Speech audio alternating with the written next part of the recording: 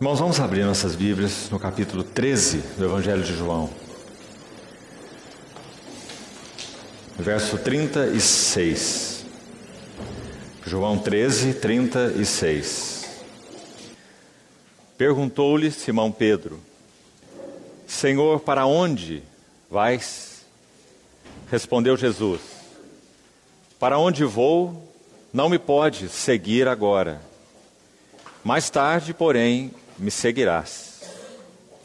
Replicou Pedro: Senhor, por que não posso seguir-te agora? Por ti darei a própria vida. Respondeu Jesus: Darás a tua vida por mim? Em verdade te digo, que jamais cantará o galo antes que me negues 3 vezes. Não se turbe o vosso coração.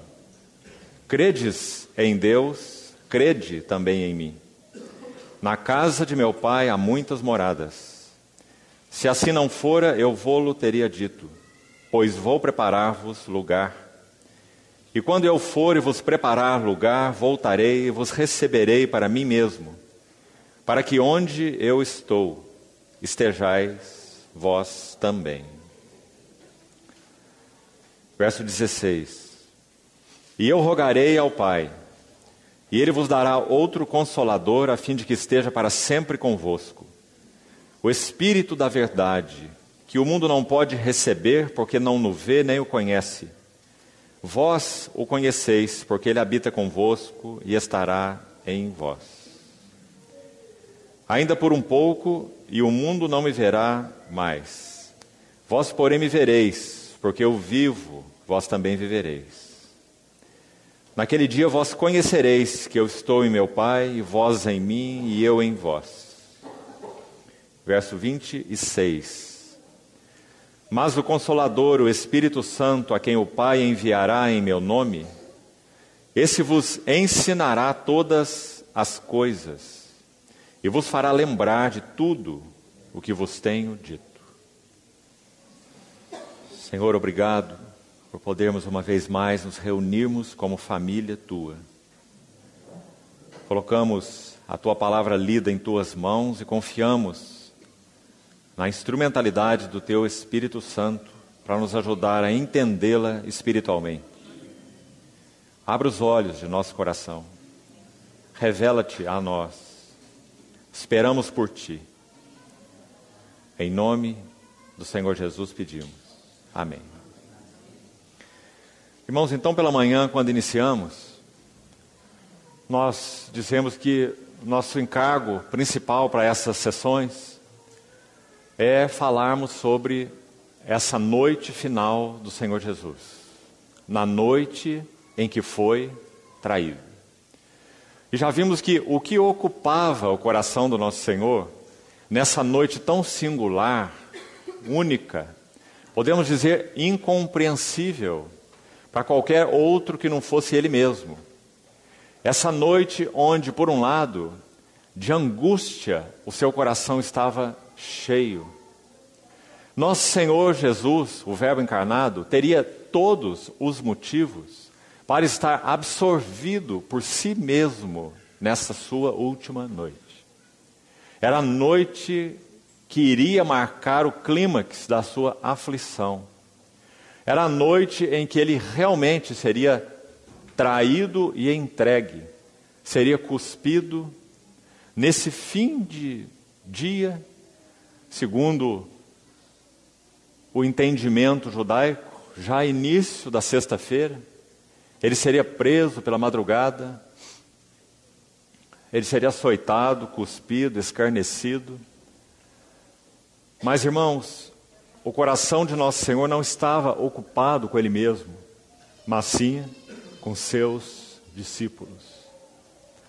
Se os irmãos olharem de novo o capítulo 13, nós lemos os primeiros versos até o verso 17 pela manhã.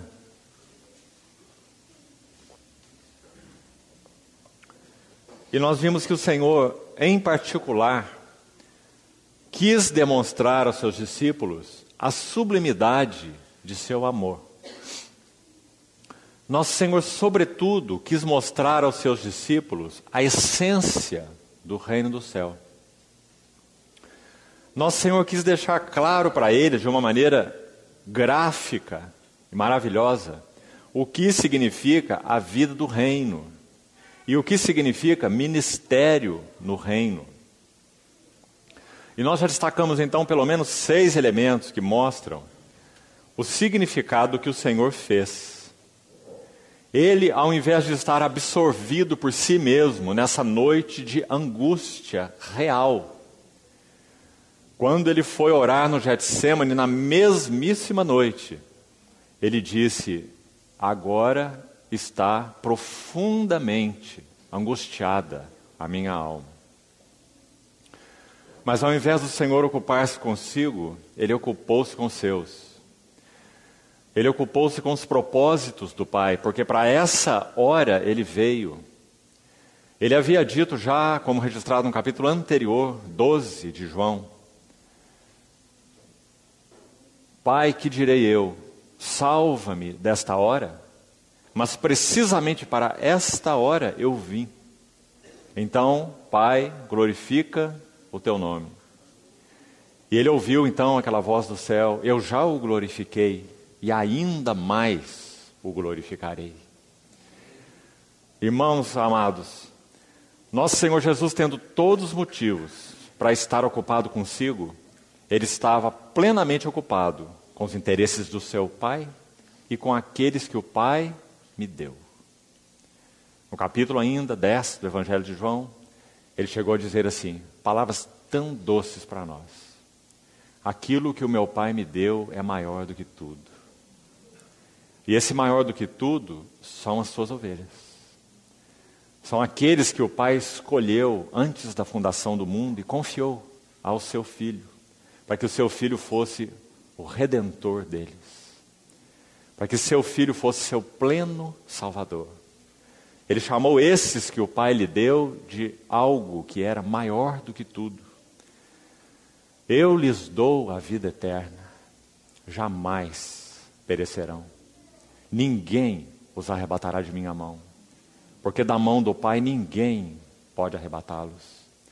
Então, irmãos, é tão importante que nós mantenhamos a atmosfera dessa hora em nossos corações. Sabe, irmãos, há muito prejuízo quando nós abordamos as Escrituras de outra maneira. Não é pequeno prejuízo.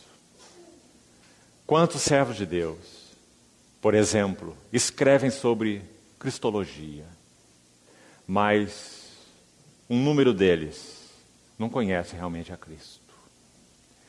Quantos escrevem sobre escatologia, as doutrinas das últimas coisas, mas alguns deles não têm um maranata no seu coração. Então é algo muito diferente falar, pregar, ministrar sobre cristologia e conhecer Cristo. É muito diferente ministrar sobre escatologia e ter um clamor no nosso coração: vem, Senhor Jesus. Então, amados, quando João escreve o seu evangelho, nós temos alguém que realmente conheceu o nosso Senhor Jesus. Penso que já numa outra ocasião juntos já comentamos isso. Vamos retomar rapidamente antes de entrarmos no capítulo 14. Sabe quando João escreve esse evangelho? Alguns chamados ou considerados eruditos vão dizer que esse evangelho não é de João. Mas eles estão errados, completamente errados. Por um lado, porque a grande maioria dos estudiosos concordam que foi João. Mas, irmãos, quando há 150 anos atrás, mais ou menos, nasceu um movimento no meio do povo de Deus chamado Alta Crítica, sabe o que ele fez?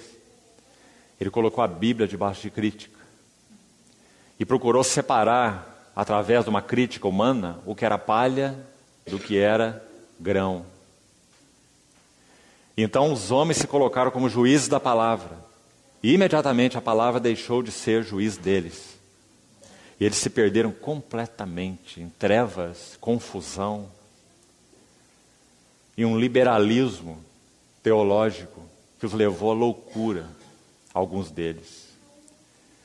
Nós cremos que o autor desse livro maravilhoso é o João, o pescador. aquele letrado inculto, mas que reclinou sua cabeça no peito do Senhor, conheceu tão bem o nosso Senhor. O seu evangelho é chamado por alguns de as memórias de amor de João. Porque ele escreve o seu evangelho em torno de 60 anos depois do Senhor já ter partido. Ele escreve o evangelho em muitas instâncias com frases muito curtas e precisas. No capítulo 10, por exemplo, ele vai dizer assim: e celebrava-se em Jerusalém a festa da dedicação. E era inverno. E Jesus passeava pelo pórtico de Salomão. Como esse velho pode ter essas memórias? Depois de quase 60 anos, onde ele estava? Qual era a estação do ano? Por onde ele estava passeando e o que ele estava ensinando? Memórias de amor. Porque onde há amor, há memória. Então, quando João, pelo Espírito, nos ajuda a entender, registrando as palavras do Senhor nessa sua noite em que foi traído, irmãos, nós estamos diante de textos que realmente precisam ser lidos de joelhos. Porque não são objeto, não, em primeiro lugar, de estudo teológico. Definitivamente não. Esses capítulos maravilhosos são objetos da afeição do nosso coração. Nós podemos saber pouca teologia, mas quando nós lemos capítulos 13 a 17 de João, o nosso coração perde o fôlego. Porque quem está falando é aquele verbo de Deus, Filho de Deus que se fez carne, na noite em que foi traído. Como dissemos, todos os motivos teria para estar se lamentando e cheio de autopiedade. Mas aí estava nosso Senhor, se entregando ao Pai e aos seus. Então, vimos pela manhã o capítulo 13, o que ali aconteceu. Nosso Senhor Jesus amou os seus que estavam no mundo, e os amou até o fim. Então ele tira sua veste de cima, toma a bacia, toma a toalha, se reclina aos pés dos discípulos e mostra o seu extravagante amor. Mostra o que significa ministério no corpo de Cristo. Os governadores dos povos dominam, os maiorais exercem autoridade sobre. Mas o nosso Senhor se colocou sob os seus discípulos, dando suporte a eles. Pedro, se eu não te lavar, você não tem parte comigo, você não compreende agora, mas você compreenderá depois. Quando? Quando o sumo sacerdote penetrasse o céu. Então João ia poder entender, junto com todos os outros discípulos, que ele está lá ainda, com a bacia e a toalha. Vive para interceder por nós. E por isso ele pode salvar-nos totalmente. Foi a palavra também usada aqui. Não na língua original, mas aqui na nossa tradução, João 13:1. Amou os seus que estavam no mundo até o fim, ou totalmente. Então, irmãos, que hora maravilhosa e terrível foi essa noite em que ele foi traído. Vimos que, Êxodo capítulo 12, Moisés chama essa hora de a noite do Senhor. Quando esse Deus que é luz, no qual não há treva nenhuma, ele iria, sim, experimentar uma noite. Inicialmente uma noite de angústia profunda. Minha alma está profundamente angustiada até a morte. Mas ainda não se encerraria ali. Essa noite iria mais adentro, até que ela chegasse ao clímax. E o clímax dessa noite é: oh meu Deus, por que me desamparaste? Quando aquele que não conheceu o pecado, foi feito pecado por nós, experimentou algo que ele nunca conheceu: separação do Pai. Para que nós que nunca conhecemos comunhão, fôssemos introduzidos no abraço eterno da Trindade. O Senhor ora assim em João 17. Assim como és tu em mim e eu em ti, também sejam eles em nós. Louvado seja o Senhor. Ele abriu para nós o caminho para entrar num abraço eterno. Um abraço que não nos incluía. É um abraço entre o Pai, o Filho e o Espírito Santo. E agora nós somos conduzidos ao amor de Deus, pela graça do Senhor Jesus, para participar da comunhão do Espírito Santo. Ah, irmãos, que capítulos são esses? O Senhor nos livre de toda pretensão. O Senhor nos livre de toda arrogância quando abrimos esses capítulos para meditar neles. Porque só o Senhor conheceu a noite em que Ele foi traído. Só Ele pôde sentir as agruras dessa noite. Então, amados, depois de ter lavado os pés dos seus discípulos, Ele tem algo para ensinar. Nós nos lembramos de Lucas pela manhã escrevendo assim: escrevi o primeiro livro ao Teófilo, relatando as coisas que Jesus começou a fazer e a ensinar. Ele termina a sua vida da mesma maneira que ele começou. Só que agora ele está terminando de fazer. E o que ele escolheu para terminar seu ministério público foi lavar os pés dos seus discípulos. Resumindo tudo o que ele havia ensinado por 3 anos e meio. Como se ele dissesse: se vocês não estão vendo aqui, nada aqui, vocês não estão vendo nada de nada. Mas ele não apenas fez, ele ensinou. Então, depois de mostrar a sublimidade do seu amor real, prático, profundo, acima de distinções, que supera as debilidades daqueles discípulos fracos, obtusos, que não compreendem nada, como vimos pela manhã, Lucas registrando isso, no capítulo 18, nada entendiam, nada compreendiam, o sentido dessas coisas era-lhes encoberto, mas ele os amou até o fim. E quando ele conclui esse ato, fazendo algo, ele ainda tem algo a ensinar. E aí então seu ensino vai se centrar no bendito Consolador, no Espírito Santo. Então João, e só João, vai escrever de uma maneira tão maravilhosa a respeito de quem é esse bendito Consolador. Então, amados, nosso encargo não é exatamente falar sobre o ministério do Espírito Santo. Mas é como nós falamos, estando aos pés do Senhor, suplicar a Ele que nos ajude a entrar em espírito no significado da noite em que Ele foi traído. Esse é o encargo central. E não falarmos sobre o ministério do Espírito Santo. Mas o ensino do Senhor, após ter lavado os pés dos seus discípulos, foi sobre o Espírito Santo.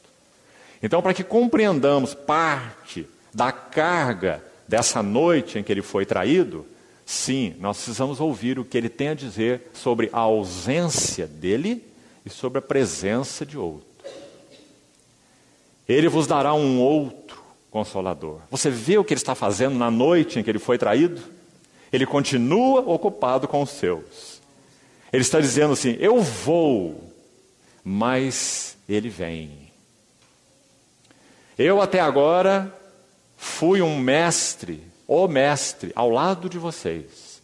Agora vem o mestre dentro de vocês. E ele em nada é diferente de mim.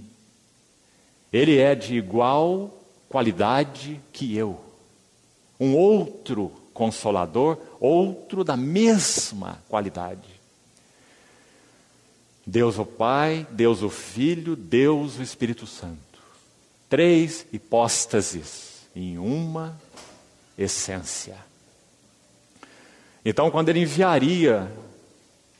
falou sobre enviar o seu Espírito Santo, que esteja claro para nós que ele enviou o seu próprio Espírito. Irmãos, qual é a diferença de ênfase bíblica entre o Espírito de Deus no Velho Testamento e o Espírito de Deus no Novo Testamento? São 2 Espíritos? Não. É um único Espírito. É o Espírito de Deus, que também é chamado de Espírito do Senhor, que também é chamado de Espírito de Jeová, que também é chamado de Espírito da sua santidade, 3 vezes no Velho Testamento, que também é chamado de Espírito Santo, agora no Novo Testamento, que é chamado de Espírito de Cristo, que é chamado de Espírito de Deus, que é chamado de Espírito de Jesus Cristo. Todos esses nomes. Um único e mesmo Espírito. Mas qual é a diferença de ênfase entre o Espírito de Deus no Velho Testamento e o Espírito de Deus no Novo Testamento. A diferença é maravilhosa. E creio que podemos resumi-la assim. No Velho Testamento, o Espírito de Deus não conhecia experiência humana. Mas quando o Espírito Eterno prepara um veículo humano no ventre de Maria para a encarnação do Verbo de Deus, então ele foi concebido pelo Espírito Santo, uma natureza humana foi preparada para o Verbo, não uma pessoa humana, uma natureza humana, porque é o Verbo eterno que dará personalidade a essa natureza impessoal, senão seriam duas pessoas. Então o Verbo divino, Logos de Deus, ele vai se encarnar, ele vai assumir natureza humana. E o que é a natureza humana? Natureza humana é espírito humano, alma humana e corpo humano, um homem integral. Então ele assumiu essa natureza, concebido pelo Espírito Santo. Mas não apenas isso. Ele foi também, aos 30 anos, ele tinha, quando iniciou seu ministério, conforme Lucas registra no capítulo 3. Então ele foi também ungido pelo Espírito Santo, novamente. A oferta de manjares está aí se cumprindo na realidade espiritual. É uma flor de farinha misturada com azeite, porque Jesus foi concebido por obra do Espírito Santo. Mas também esse bolo de farinha e azeite foi ungido com azeite. Porque nosso Senhor Jesus recebeu uma unção do Espírito Santo para serviço, para o seu ministério. Concebido pelo Espírito e ungido pelo Espírito, as duas coisas. Então o que está acontecendo agora? Agora o Espírito de Deus, podemos assim dizer, e creio que não há palavras mais adequadas para expressar, são limitadas, mas não há outras. São mistérios tremendos. O Espírito de Deus, o Espírito eterno, como revelado lá no Velho Testamento, agora, na encarnação de Jesus, ungindo Jesus e dando suporte para Jesus viver toda a sua vida humana e exercer o seu ministério e ir à cruz. Porque o autor de Hebreus, no capítulo 9, diz que foi pelo Espírito eterno que ele se entregou a si mesmo, sem mácula, a Deus. Então esse Espírito eterno agora está experimentando coisas humanas. Ele está passando por experiência humana. Compreende, irmão? Como é maravilhoso. Então, quando Moisés escreve lá nos seus livros sobre aquele azeite do santuário, o azeite sagrado, ele vai dizer que aquele azeite era composto de algumas especiarias. Você se lembra? E aquelas especiarias falam da natureza humana do Senhor Jesus.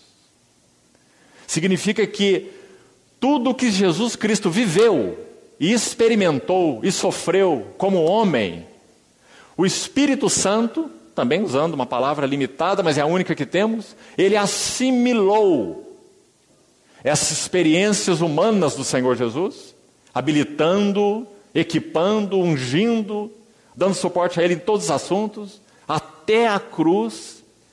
Então depois que o Senhor Jesus é ressuscitado, ele recebe de novo, recebe do Pai a promessa do Espírito e ele derrama, como Pedro vai dizer, isto que vedes e ouvis. Agora então qual é o Espírito que a igreja recebeu? Sobretudo é o Espírito de Jesus Cristo. É aquele que conhece tudo sobre natureza humana. É por causa disso então que nós podemos ser suportados em nossas fraquezas. Porque o Espírito Santo sabe o que é dar suporte para uma natureza humana. Ele deu suporte para o nosso mestre, para o Verbo de Deus. Ah, irmãos, que coisa mais preciosa é essa. Gálatas capítulo 4 vai dizer que quando veio a plenitude do tempo, Deus enviou o seu Filho para resgatar os que estavam debaixo da lei.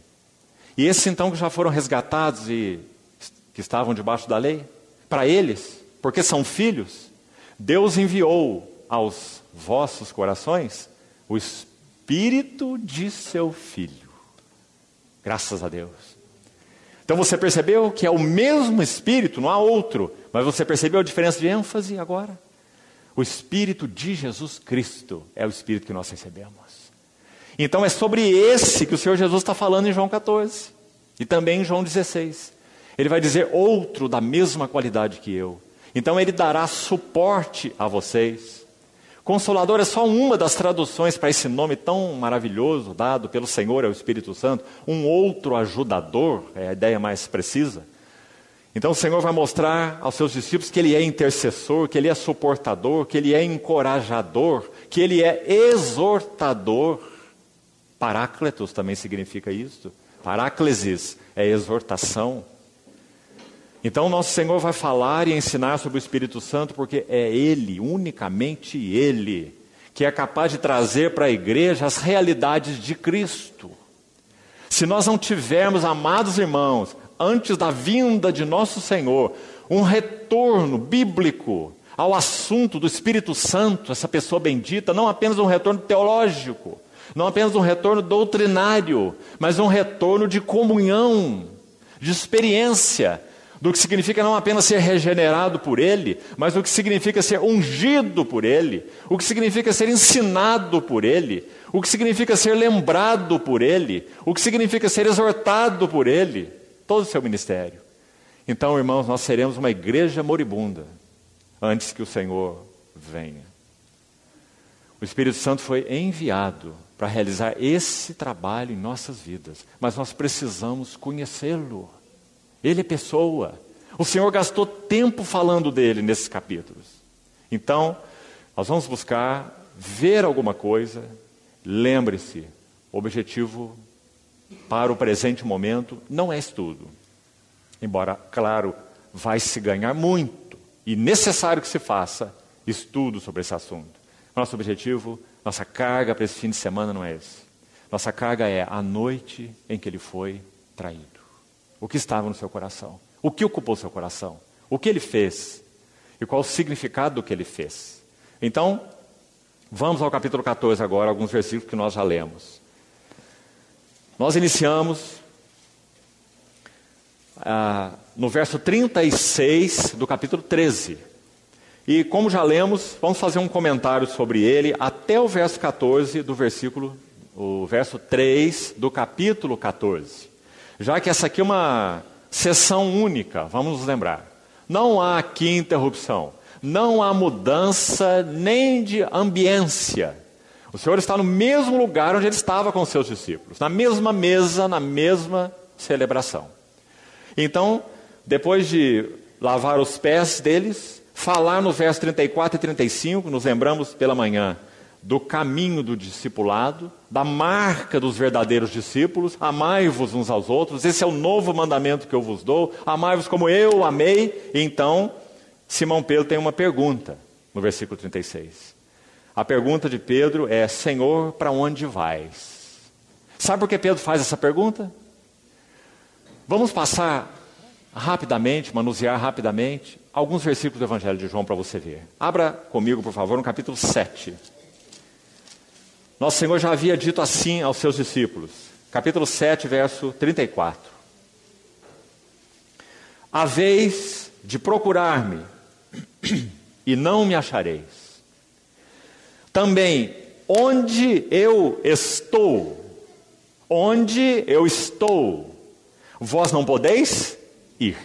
O que você acha dessa frase? É muito enigmática, não é? Os discípulos não podiam mesmo fazer outra coisa, senão o que fizeram no verso 35. Veja lá. Disseram, pois, os judeus uns aos outros: para onde irá este, que nós não o possamos achar? Irá, porventura, para a dispersão entre os gregos, com o fim de os ensinar? Que significa, de fato, o que ele diz? Haveis de procurar-me e não me achareis, primeiro. E também onde eu estou. Segunda vez você vê repetida essa expressão nesse evangelho. Primeira vez no verso 34, segunda vez no verso 36. Onde eu estou, vós não podeis ir. Viu como é uma questão enigmática? Eles são discípulos dele, foram chamados por ele. Ele está na frente deles. Será que nosso Senhor está tendo um surto na frente dos seus discípulos? Onde eu estou, vós não podeis ir. Senhor, mas o Senhor está aqui junto conosco, e nós estamos juntos com o Senhor. Então, capítulo 12, veja, do mesmo evangelho. Olha o verso 20 capítulo 12, verso 26. Se alguém me serve, siga-me, e onde eu estou, ali estará também o meu servo. Mais uma vez, essa expressão enigmática. A próxima vez está no capítulo que nós estamos nos detendo. João 14, 3. E quando eu for e vos preparar lugar, voltarei e vos receberei para mim mesmo, para que onde eu estou, estejais vós também. E veja, ainda não terminou. Veja como ela é recorrente no Evangelho. Olha o capítulo 17, quando o Senhor ora como sacerdote, o sumo sacerdote. No verso 24 do capítulo 17. Pai, a minha vontade é que onde eu estou, estejam também comigo os que me deste. Então, é claro que o próprio Evangelho de João vai nos trazer respostas para esse lugar onde ele está. E que resposta? Logo no capítulo 1, versículo 18, vai dizer assim: ninguém jamais viu a Deus, mas o Deus unigênito que está no seio do Pai. Esse é o seu lugar, essa é a sua habitação. Sabe, irmãos, certa vez ouvimos alguém numa certa ocasião dizer assim, que quando nosso Senhor se encarnou, o Verbo se fez carne por 33 anos e meio, a Trindade ficou empobrecida. Essa é uma palavra completamente inadequada. Nunca podemos usar isso porque é falso, isso não é verdadeiro. A Trindade nunca ficou empobrecida, mesmo quando o Verbo se fez carne. E sabe por quê? Porque o Filho de Deus nunca deixou a Trindade.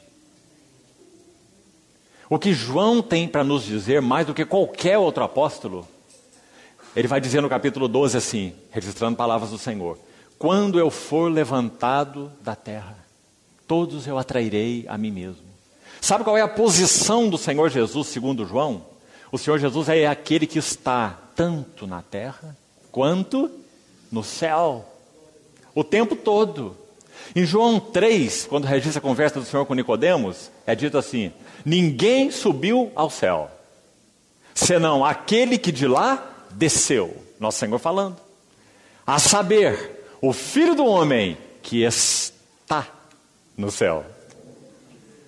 O Filho do Homem estava na frente de Nicodemos, mas estava dizendo para Nicodemos que ele estava no céu. Não é maravilhoso, irmãos? Porque céu não é um lugar geográfico. O céu é uma realidade espiritual. Graças a Deus, nós tivemos acesso a isso, por causa da obra dele, claro.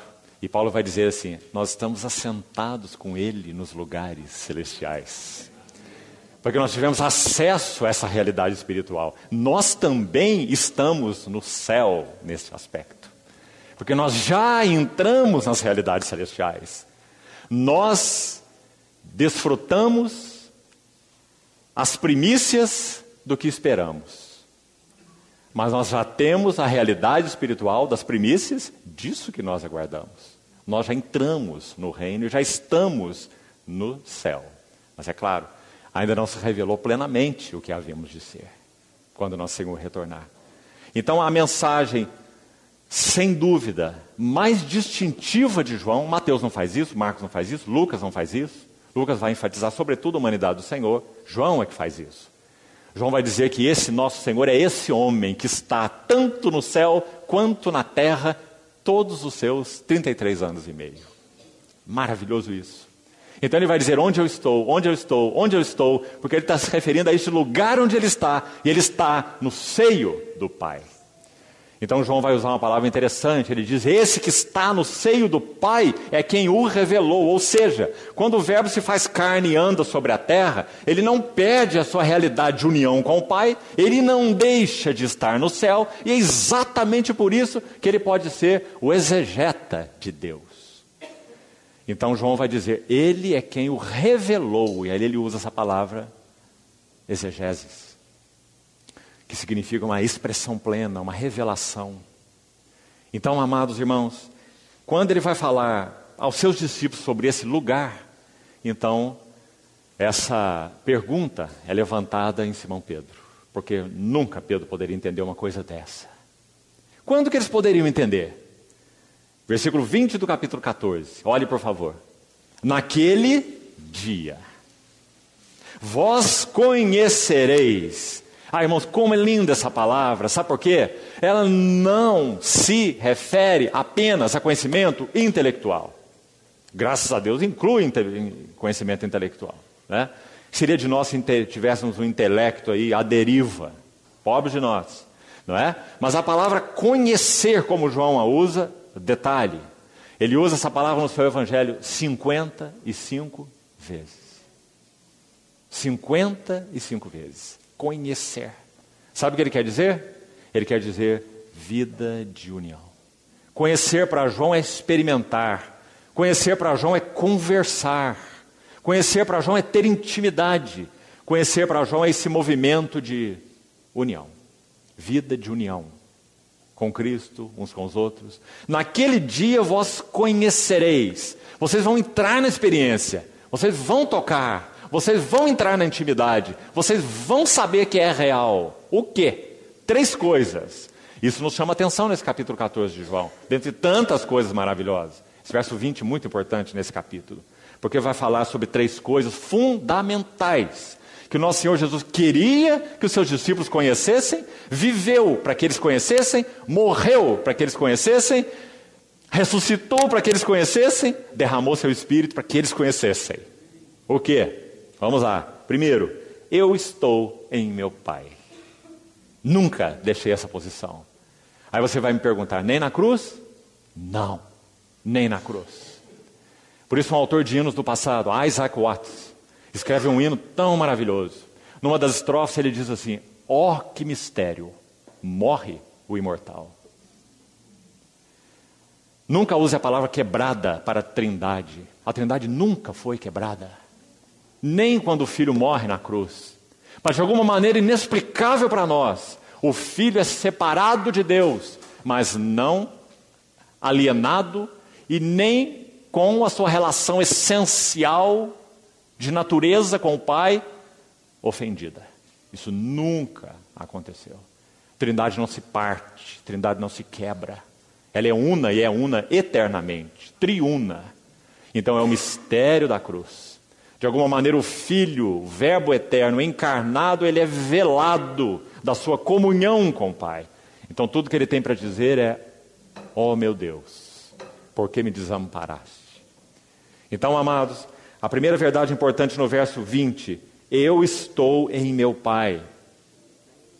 A segunda delas, e vós em mim.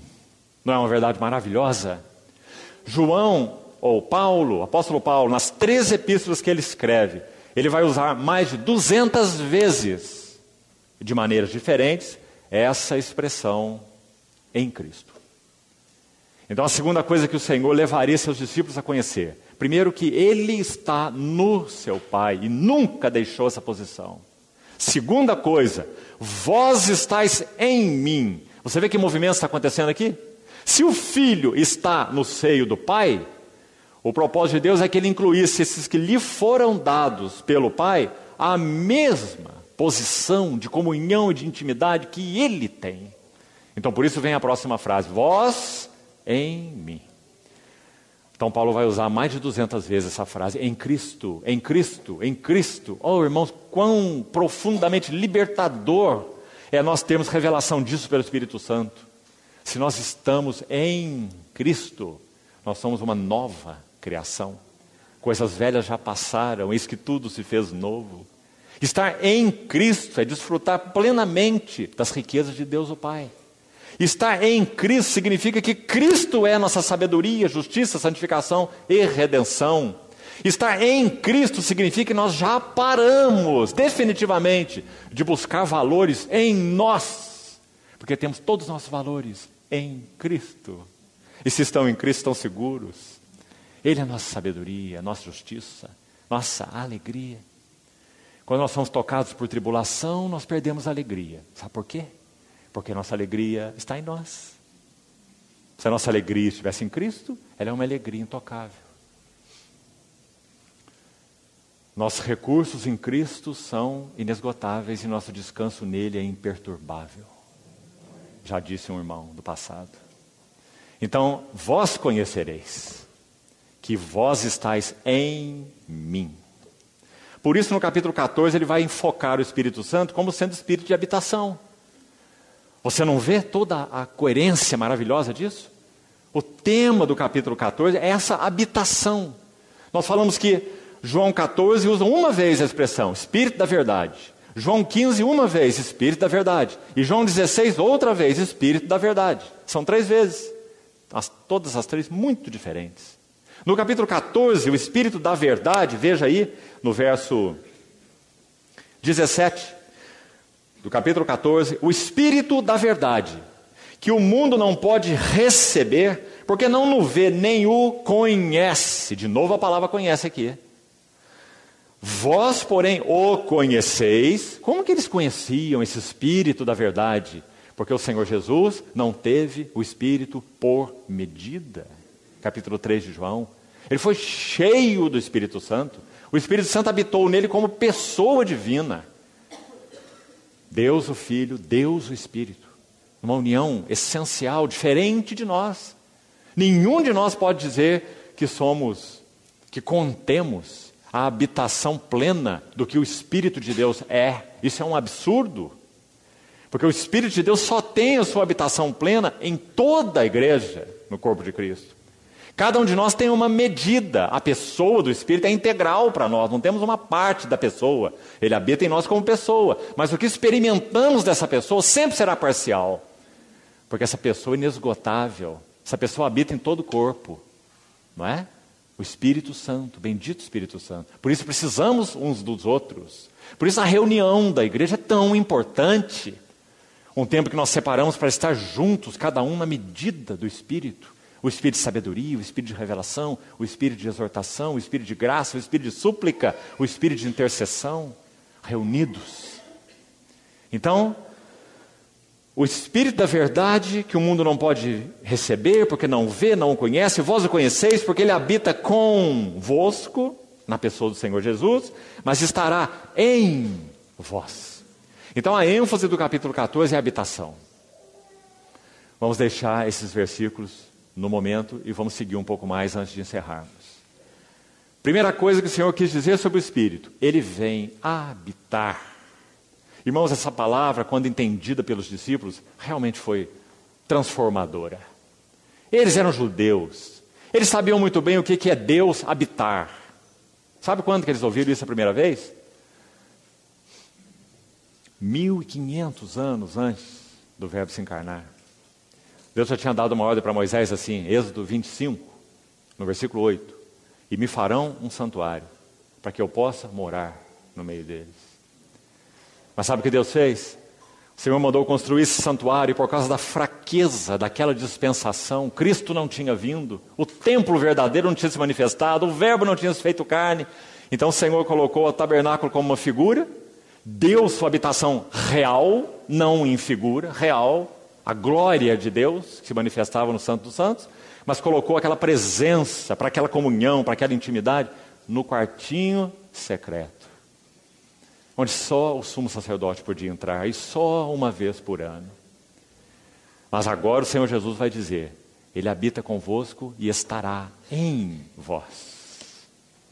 O Espírito Santo viria morar nesse que era o templo preparado por Deus para a sua habitação. Primeiro o corpo de Jesus Cristo. O Verbo se faz carne e tabernacula conosco. Ele é o templo de Deus. E depois no seu templo, que é o seu corpo, a igreja. Então, irmãos, no versículo 20, ele diz, vós em mim, para concluirmos aqui. E por último, você vê 3 verdades muito importantes. Eu em meu Pai.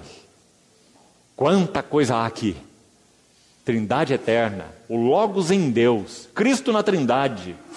Eu era o seu arquiteto, estava diante dele, encontrando minhas delícias entre os filhos dos homens, Provérbios capítulo 8, a sabedoria eterna, pré-encarnada, o arquiteto de Deus. Eu estou em meu Pai, e vós em mim, e eu em vós. As 2 metades do Evangelho aí, resumidas. O que é o Evangelho? O Evangelho é, nós estamos em Cristo, e Cristo está em nós. Esse é o Evangelho. Então, após concluir isso, nosso Senhor diz no verso 26, mas o Consolador, o Espírito Santo, que o Pai enviará em meu nome, esse vos ensinará todas as coisas. Aqui nós vamos deter um pouco. E talvez só para que fique mais claro, bem rapidamente, vamos abrir e fechar um parênteses aqui rápido.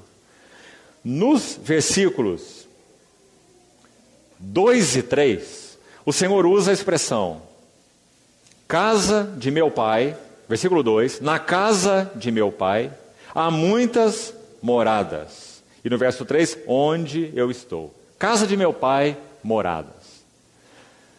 Já dissemos também em outra oportunidade que só 2 vezes no Evangelho de João aparece a expressão casa de meu pai. É no capítulo 2 e no capítulo 14. O capítulo 14 só pode ser entendido à luz do capítulo 2, porque Nosso Senhor já usou a expressão. Qual é a casa de meu pai no capítulo 2? A casa de meu pai é o santuário de seu próprio corpo, corpo do Senhor Jesus. Destruí esse santuário, em 3 dias o reconstruirei. Mas esse santuário foi edificado em 46 anos. Como o Senhor pode reconstruir em 3 dias? Mas ele se referia ao santuário do seu próprio corpo. Então aquela casa de meu pai era só uma figura física, aquele edifício, uma figura física do templo espiritual verdadeiro, que é o verbo, que é o tabernáculo de Deus nessa terra. Então, o que é a casa do Pai? A casa do Pai é Jesus Cristo. Ele é a casa do Pai. Seu corpo é o santuário do Pai. Agora no capítulo 14, ele vai dizer que nessa casa do meu Pai há muitas moradas. Não é maravilhosa a figura, irmãos? O que ele está dizendo para os seus discípulos? Ele está dizendo, eu sou uma casa singular.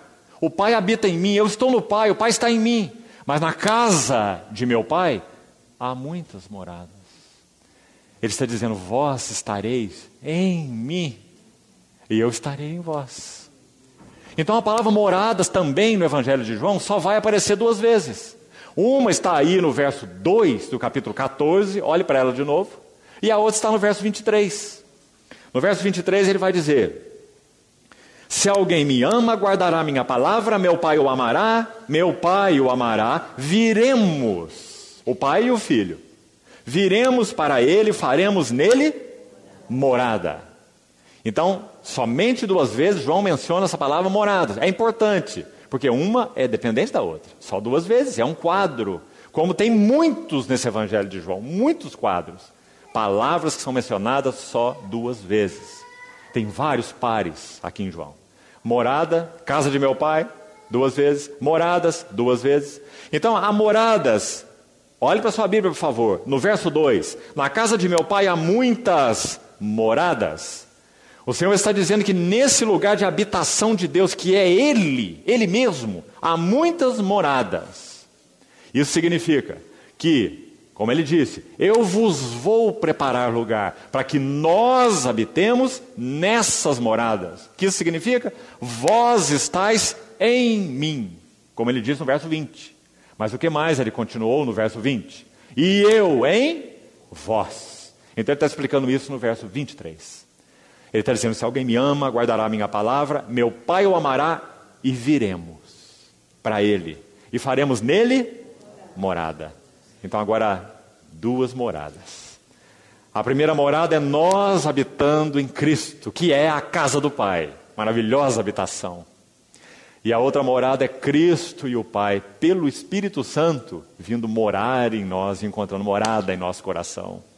Então quando Moisés fala assim, em nome de Deus, me façam um santuário para que eu possa habitar no meio deles. Quando isso se cumpriu? Pentecostes. Quando o Espírito Santo vem para nos fazer morada. Irmãos, é tão maravilhoso isso. E tão sério compreender, que Paulo vai dizer assim, escrevendo para os Coríntios, vós sois o santuário do Deus vivente. Se alguém destruir, pelejar contra, seja de que maneira for, com ciúmes, com contendas, com divisões, com partidarismos, com vanglória, se alguém destruir o santuário de Deus, Deus o destruirá. Porque o santuário de Deus que sois vós é sagrado. Que palavras essas maravilhosas, irmão. Que o Senhor nos ajude a ver isso melhor. Nos reunirmos assim, é isso que nós somos. Irmão, o Senhor tem misericórdia do seu povo. O que nós temos feito com a casa de Deus? O que nós temos feito com a morada do Espírito Santo? O que nós temos feito com as reuniões da igreja? O Senhor tem misericórdia de nós. Volta-te, Senhor, nós te rogamos. Olha do céu, vê e visita esta vinha. Como precisamos pedir que o Senhor faça isso conosco por sua misericórdia, para que sejamos resgatados naquilo que somos, para Ele e Ele para nós. Uma vida tão simples, comunhão, serviço, amor, servindo uns aos outros, cada um conforme o dom que recebeu, segundo a multiforme graça de Deus. O que nós temos feito, irmãos? O Senhor nos livre, sim, de nossos preconceitos, tradições religiosas. Quantas moléstias nós trouxemos nesse assunto da casa de Deus. E sabe o que alguns fazem por outro lado? Eles querem meter o pé em tudo. E dizer, não, irmão, não tem nada disso não, nada de reunião, nada de batismo. Batismo foi para o tempo dos apóstolos. Há pessoas falando isso no nosso país, pregando isso, que batismo foi coisa para o tempo dos apóstolos, que mesa do Senhor já passou, que reunião não tem sentido, reunir num lugar todos juntos para cantar, ouvir palavra. Vamos reunir debaixo da árvore, quando você encontrar um irmão no meio-dia e tem uma comunhão com ele. Aí está a igreja, aí é a reunião da igreja. Sim, a igreja está em todo lugar, 24 horas por dia. Mas Paulo vai dizer assim aos Coríntios, quando vos reunis no mesmo lugar. Um tem salmo, outro doutrina, esse traz conhecimento, aquele revelação. Em se tratando de profetas, falem dois, ou quando muito três, os outros julguem. O que é isso, irmão? É a reunião da igreja. Então, irmãos, não, o Espírito Santo não está nos chamando para fazer movimento pendular. Sairmos de uma visão institucional, humana, errada da igreja e irmos para um nada, descompromisso.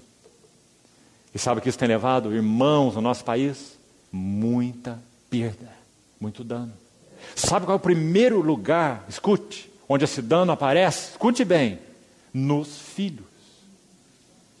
Nos filhos. Porque os filhos não têm mais entendimento do que significa adorar o Senhor juntos. Os filhos não sabem nada sobre o partir do pão, comunhão, serviço, batismo, invocando o nome do Senhor. Essas coisas são perdidas nos filhos. Então eles perdem o impacto do testemunho da igreja, da vida da igreja, da reunião da igreja, do Espírito Santo se fazendo presente na reunião da igreja. O Senhor nos dando sua presença maravilhosa e movendo-nos. Irmãos, nós que somos pais sabemos que quando o Espírito Santo visita a vida de nossos filhos, em 1 minuto, Ele faz mais do que nós poderíamos fazer em 30 anos. Então nós precisamos tanto de recuperar essa presença do bendito Espírito Santo. Capítulo 14, Ele convencerá. Graças a Deus. O mundo do pecado, porque não creem em mim, da justiça, porque vou para junto do Pai, do juízo, porque não mais vivereis. Ele. Então, concluindo esse capítulo 14, verso 26. Então aqui há mais sobre Ele que o Senhor falou. Ele vos ensinará. Algumas coisas aqui, rápidas sobre isso, mas creio que serão de ajuda realmente para nós. Primeira coisa, ensinar como? Será que o ideal é que a Assembleia de Deus, a Igreja do Senhor Jesus, se tornasse um seminário teológico, para estudarmos teologia sistemática? Será? Hebreus capítulo 8, citando Jeremias 31, vai mostrar qual é a qualidade desse ensino. E vai dizer assim, ninguém jamais ensinará ao seu próximo, nem cada um ao seu irmão, dizendo, conhece o Senhor, porque todos me conhecerão, desde o menor deles até o maior, porque nas suas mentes eu imprimirei as minhas leis, e sobre os seus corações eu as inscreverei, e eles serão meu Deus, meu povo, e eu lhes serei o seu Deus. Esse é o ensino do Espírito Santo.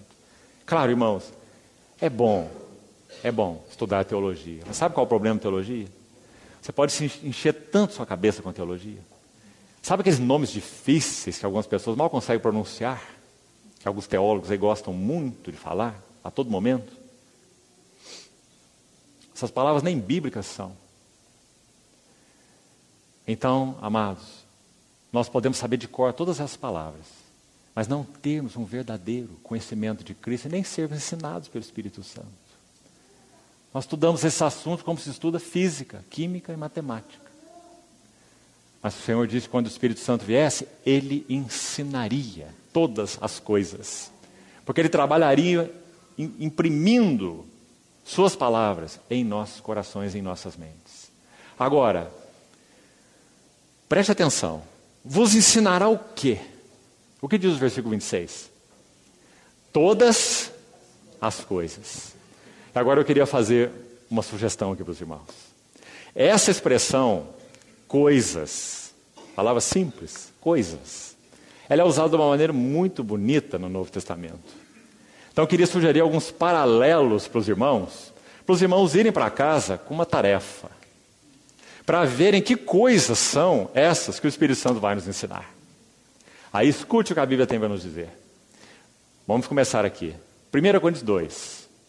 1 Coríntios 2, Paulo vai dizer assim: nem olhos viram, nem ouvidos ouviram, nem jamais penetrou em coração humano as coisas, ou o que, em algumas versões, as coisas que Deus tem preparado para aqueles que o amam.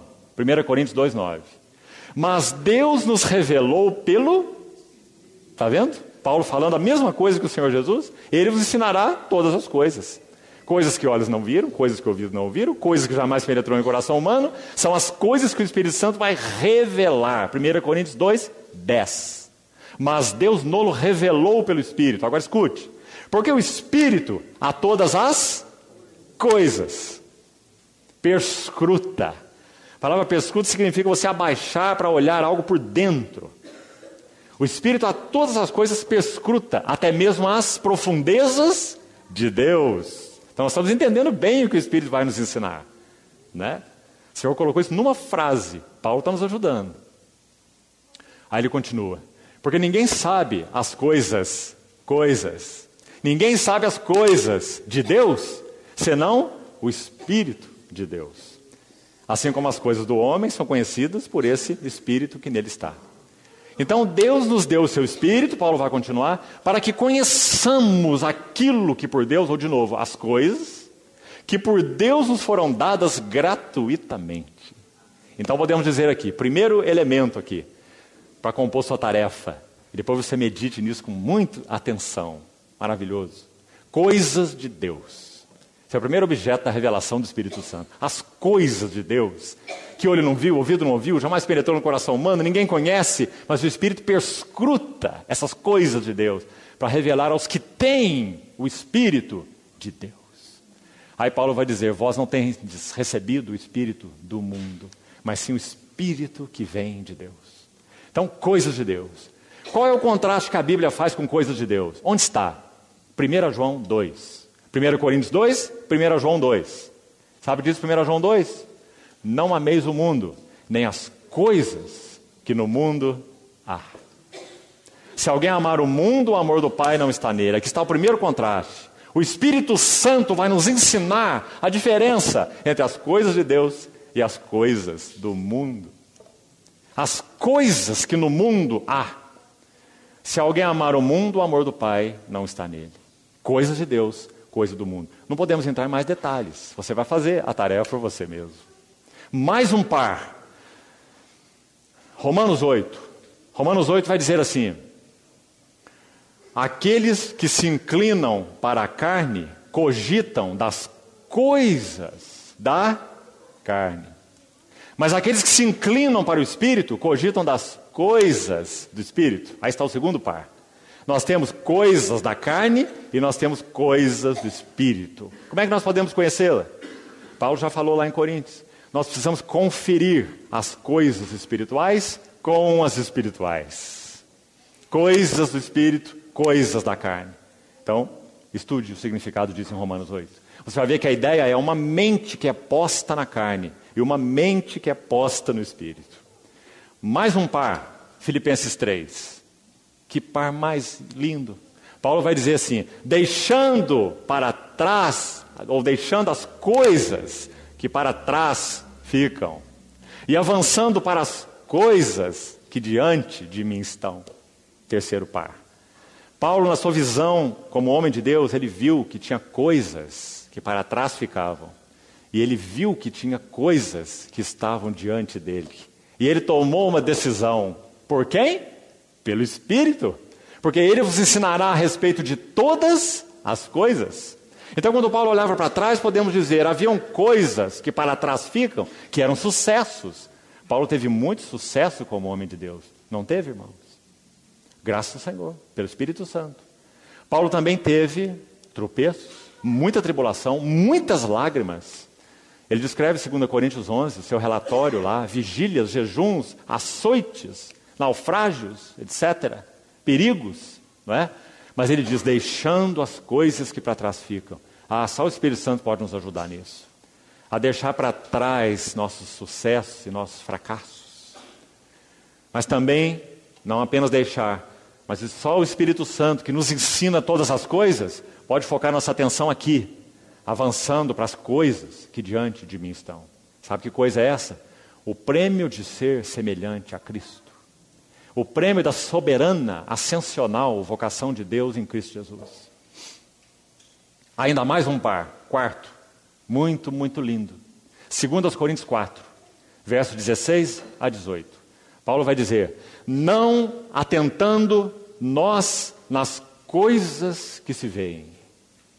Porque as coisas que se veem são temporais, mas as coisas que se não veem são eternas.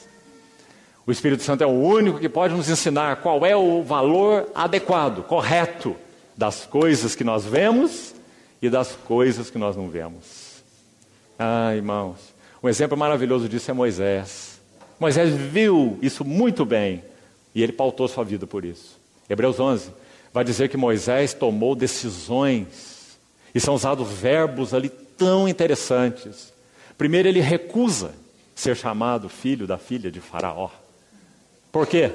Porque ele considerou o valor das coisas que se veem. Sua educação, seu poder, o reino, a sua posição como próximo Faraó, não é? Moisés seria o próximo Faraó, filho da filha de Faraó. Então ele considerou as coisas que se veem. Mas Hebreus vai nos dizer, ele permaneceu firme, como quem vê o invisível. Não é maravilhoso? Nós cristãos somos aqueles que veem o invisível. Quando Noé viu o que o Senhor disse a ele que faria com a terra, ele começou a trabalhar. E também os verbos ali são muito lindos. Ele foi divinamente instruído. Ele aparelhou uma arca, salvou sua casa, condenou o mundo. Veja os verbos. Por quê? Porque Noé viu aquilo que era invisível. Então, irmãos, esse ensinará todas as coisas aponta para diversos pares nas Escrituras. Um último que eu vou citar para concluirmos. Colossenses 3. E não é o último não, há mais pares. Mas esse é o último exemplo que eu queria citar. Sabe o que diz em Colossenses 3? Se fostes ressuscitados juntamente com Cristo, buscai as coisas lá do alto. Não as que são aqui da terra. De novo, par. Coisas do alto, coisas da terra. Aí diz, buscai essas coisas do alto. Por quê? Porque já morrestes. Que palavra, irmão. Nós já morremos. E a nossa vida está oculta junto com Cristo em Deus. Então Paulo vai usar a expressão, pensai nas coisas lá do alto. E lá significa ter uma atitude deliberada e determinada de mentalidade, de mente. Pensai nas coisas lá do alto, não nas coisas aqui da terra. Por quê? Porque o Espírito Santo vos ensinará todas as coisas. O Senhor nos ajude nisso, irmãos. Que mestre nós temos dentro de nós. o Espírito de Cristo, graças ao Senhor. Amanhã, com a ajuda do Senhor, nós vamos ver um pouco do capítulo 15 e 16 juntos, para que também, se o Senhor permitir, possamos ter algum tempo para aquele precioso capítulo 17, chamado de Santo dos Santos da Bíblia. O Senhor Jesus orando em João 17. Então, irmãos, vamos guardar no nosso coração o que o Senhor tinha no seu coração na noite em que Ele foi traído. Irmãos, Ele fez muito na noite em que Ele foi traído. Qualquer outro estaria deprimido no seu leito de angústia. Mas aí está o nosso Senhor, fazendo, ensinando, revelando, entregando todo o seu coração àqueles que eram seus. Então que o Senhor abra os nossos olhos para que possamos ver isso com mais clareza. E que haja em nós, em particular quando nos reunimos para partir o pão. Paulo usa essa frase ali, 1 Coríntios 11. Eu vos entreguei o que também eu recebi. Que o Senhor, na noite em que foi traído, Ele tomou o pão, deu graças e disse, é meu corpo. Ah, irmão, que maravilha o que nosso Senhor fez por nós. Que sejamos introduzidos a uma realidade espiritual mais profunda, mais ampla. O Senhor continue falando aos nossos corações. Vamos orar. Senhor, obrigado, porque recebemos em nós Tua própria presença, pelo Teu Espírito. Senhor, continue, te pedimos, abrindo nossos olhos, para que nós compreendamos as belezas do Senhor e de Tua Palavra. Guarda nosso coração, ministra a nós, ensina-nos e aplica, Senhor, aquilo que recebemos juntos em nossa experiência espiritual, te pedimos. Confiamos nossas vidas a Ti e também Tua Palavra a Ti, Senhor. Molda-nos com ela, edifica-nos com ela, salva-nos, liberta-nos, purifica-nos, te pedimos, Pai, em nome do Senhor Jesus. Amém.